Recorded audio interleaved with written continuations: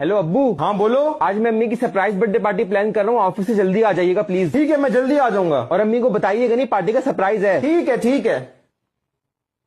Hello. हाँ बोलो। अरे ये इसका फोन आया था, ये तुम्हारी सरप्राइज बर्थडे पार्टी प्लान कर रहा है, मैं लेट हो जाऊंगा ऑफिस से, इसलिए मैंने कहा तुम्हें बता दूं, तुम नाराज मत होना। अरे नहीं, कोई मसला नहीं है। और इसको बताना नहीं कि मैंने तुम्हें बता दिया है। ठीक है ठीक है। सुनो बेटा। जी अम्मी। तुम मेरी सरप्राइज बर्थडे पार्टी कौन से रूम में करोगे, मुझे बता दो, मैं मास्टरी से सफाई करवा लेती हूँ। आपको कैसे पता चला पार्टी का? तुम्हारे अब्बू ने बताया। अरे यार, उनको मना भी किया था। चलो मैं सफाई करवा लेती हूँ, और अपने अब्बू को बताना नहीं कि मैंने तुम्हें बता दिया, कि उन्होंने मुझे बता दिया है।